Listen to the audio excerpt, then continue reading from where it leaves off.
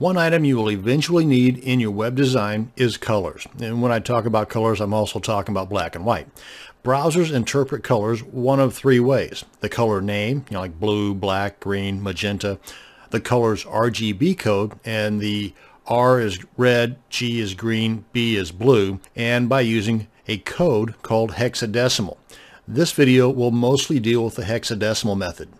Now, when we add hex colors to our HTML presentations, we do so with the pound sign and a sequence of 3 pairs of digits following the pound sign, hash symbol, number sign, whatever. These 6 digits will range from 0 to 9 and A to F. So there will never be a color code with a Z in it, for example. Only 0 through 9 and A through F. Since there are a little more than 16 million different color possibilities, memorizing all of them might be a bit much for Joe Average, so I'm going to show you a web page that shows you the different hexadecimal colors.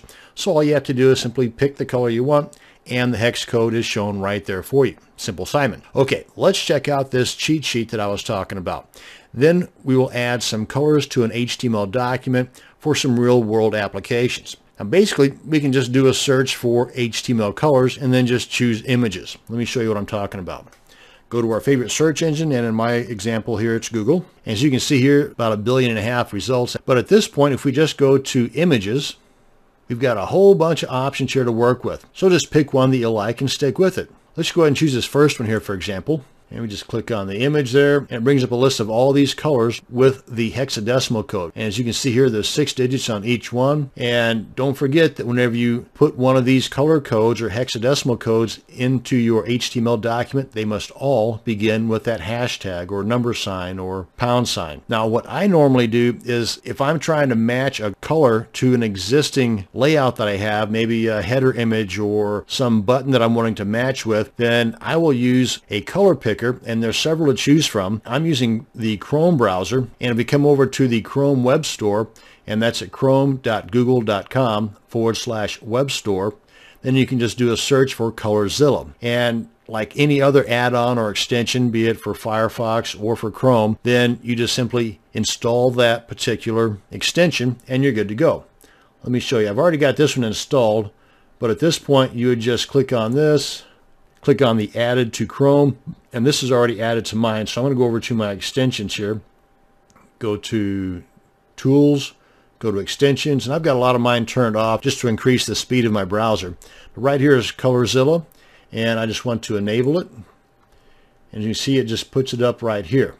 So now then, if I want to check out an exact color to one of my, say, buttons that I'm wanting to match or a header image, then I just click on the ColorZilla color picker.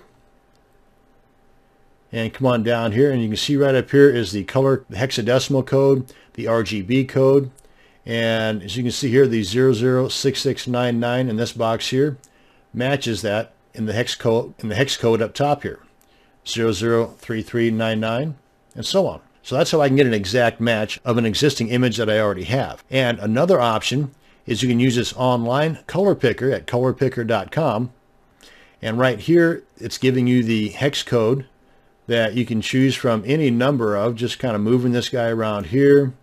And you can also choose from the RGB code here. And whenever you get a color that you like, you can just click on Add to My Colors, and it'll add it down here, like so. So then you can just come on back here and click on this, and it shows you that hex code there. And here it shows you that hex code there, and so on. So this might be a nice site for you to bookmark along with a page like this that has a whole list of them. Now, another option that I would go for is using something like the color pickers in Photoshop or GIMP, for example. But of course, that requires you to install those particular software. And with Photoshop, it also requires you to buy it, which can be kind of a hefty sum. So that's a quick rundown on the colors. Let's go ahead and demonstrate this in an actual HTML page. Let me go ahead and open up my Komodo. And I've already done that here. Let's go to File, New, and let's go to Template, HTML5. And here we go. Now I've added some content here into our HTML document, and I went ahead and added some styling up here in the head tag and some content down here in the body section. Now the quick rundown here for the body, I've made the background yellow, and I've used the color name for this. And for the H1 tag, I made the color for the text red. That's FF at the very beginning, remember RGB.